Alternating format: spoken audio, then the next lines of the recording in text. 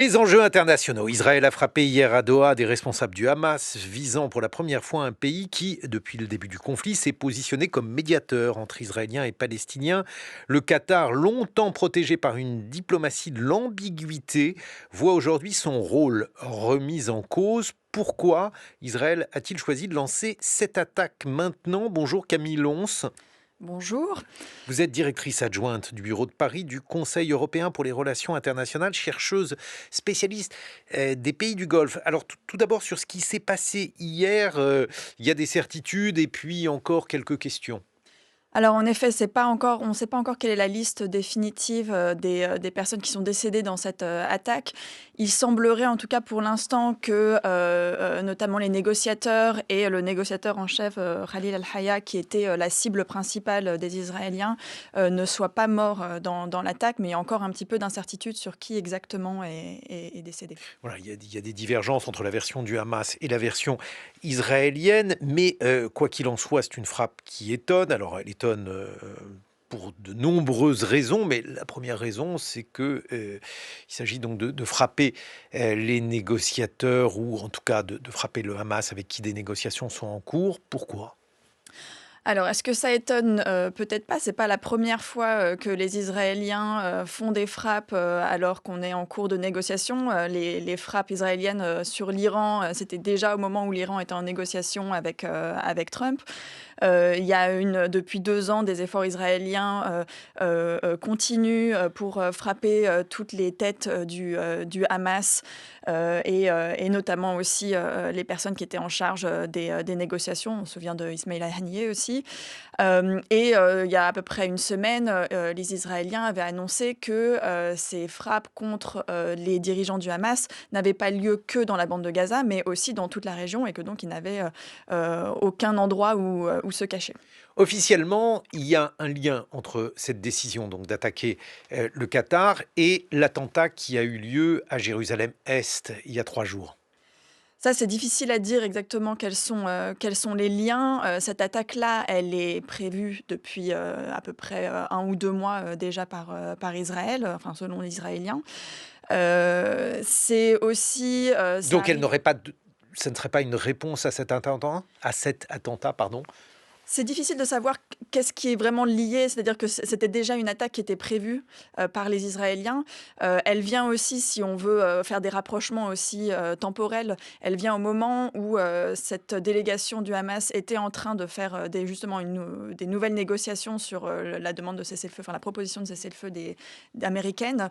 Ils avaient rencontré le Premier ministre du Qatar la veille, ils étaient censés se rencontrer à nouveau pour en rediscuter ce jeudi. Donc il y a aussi cette temporalité-là qui explique un petit peu la frappe israélienne. Bon, enfin, il y a un message clair, c'est l'idée selon laquelle toute personne impliquée dans la préparation du 7 octobre ne sera jamais en sécurité. C'est ça le message. C'est aussi, on peut le lire enfin, on peut le voir comme un refus en fait d'Israël d'accepter un cessez-le-feu et une volonté de faire dérailler toutes les tentatives jusqu'à présent de conclure un accord. Est-ce qu'on réussit à savoir si c'est plus d'un côté que de l'autre que les tentatives de cesser le feu déraillent, Camille Lons?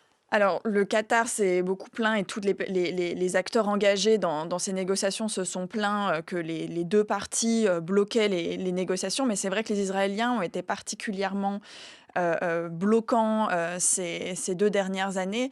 Et donc, en effet, et le Qatar, à plusieurs reprises d'ailleurs, a décidé d'arrêter de mener les négociations en réaction à ce qu'il voyait comme de la mauvaise volonté des 2 parties, mais quand même particulièrement du côté israélien. Bon, mais dans le même temps, le rôle du Qatar est-il simple, est-il clair? Parce que là aussi, donc, alors cette frappe, c'est pour cela qu'elle est aussi importante. Enfin, je veux dire que son importance mérite d'être soulignée. Elle a lieu dans ce pays, donc un État évidemment souverain. Est-ce que ça veut dire aussi que les Israéliens veulent signifier leur mécontentement vis-à-vis de l'attitude du Qatar? Alors, ça fait en effet 2 ans que les Qataris sont sous pression israélienne, et même une partie des Américains pour la relation qu'ils ont avec le Hamas et le fait qu'ils ont les bureaux politiques du Hamas à Doha. C'est important, je pense quand même de rappeler que c'est à la demande des États-Unis que le Qatar a commencé à accueillir les bureaux du Hamas, ça fait, je crois que c'était en 2012, parce que justement c'était vu par les Américains comme une bonne façon de maintenir ce canal de négociation avec le Hamas via un parti qui est un allié, le Qatar. Donc les Qataris se sont retrouvés depuis 2 ans sous pression politique et accusés d'être trop proches du Hamas, C'est vrai ou c'est de pas vrai? soutenir. Il y a une connexion avec le Hamas forcément, mais le Qatar, c'est comment dire? Ils sont dans une position, qui est une position de médiateur. C'est, la base de leur diplomatie, donc ils parlent à tout le monde par définition, et ça a été très utile, à tout le monde et c'est grâce au Qatar d'ailleurs qu'on a réussi à négocier, plusieurs cessez-le-feu dans ce conflit et le retour d'une grande partie des otages. Donc voilà, donc oui, il y a peut-être une forme d'ambiguïté, mais en tout cas les Qataris, eux, ont quand même joué un rôle très positif de médiateur et c'est important de le reconnaître. Bon, alors le Qatar, ça n'est pas n'importe quel pays, c'est un pays où il y a une base américaine.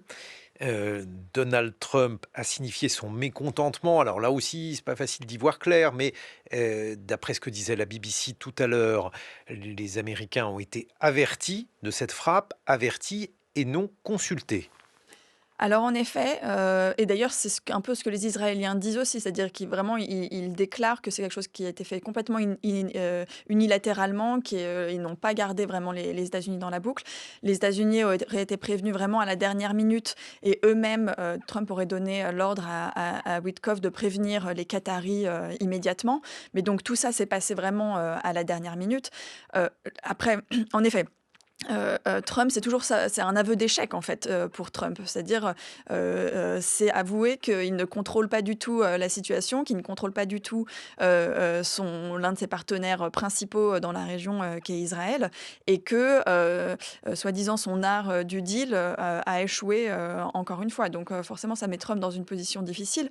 Après, si les États-Unis, qui ont quand même une base à l'Udeid au Qatar, qui ont enfin, qui sont vraiment le partenaire militaire clé d'Israël. Si les États-Unis avaient voulu empêcher complètement cette frappe, ils l'auraient pu. Donc ils ne sont pas non plus vraiment intervenus. Qu'est-ce que ça va changer au rôle de médiateur du Qatar? Alors clairement, ça va remettre en question, ça va vraiment poser la question de est-ce que le Qatar va continuer à jouer ce rôle-là? En effet, ils étaient donc, j'ai dit, sous pression depuis déjà 2 ans par rapport à ce rôle qu'ils jouaient. Ils commençaient à montrer des signes de fatigue. Pour les pays du Golfe, de manière générale, et y compris pour le Qatar, c'est une ligne rouge absolue. Les frappes sur leur territoire, c'est quand même la deuxième fois en quelques mois que le Qatar a une frappe sur son territoire. Donc la première frappe, c'était la frappe iranienne suite à l'escalade avec Israël, et maintenant c'est une frappe israélienne. C'est des pays qui sont en plus en pleine transition économique post-pétrole, qui se présentent comme ça, comme des oasis du Moyen-Orient. Donc en termes d'image, s'ils commencent à être attaqués directement, ça vient remettre en question toute cette planification, toute cette tentative d'attirer les investissements internationaux. Donc c'est vraiment extrêmement problématique de leur côté. Et donc ça pourrait conduire à une fin de ce rôle-là. Et puis on songe également à l'avenir des accords d'Abraham. Peut-être quelques mots, Camille Lons, pour rappeler ce que sont ces accords d'Abraham. Alors les accords d'Abraham, c'était les accords qui avaient été signés de rapprochement. En fait, il y a une tentative de rapprochement entre plusieurs pays, notamment du Golfe et Israël. Dans la péninsule arabique, c'était les Émirats et le Bahreïn qui l'avaient signé.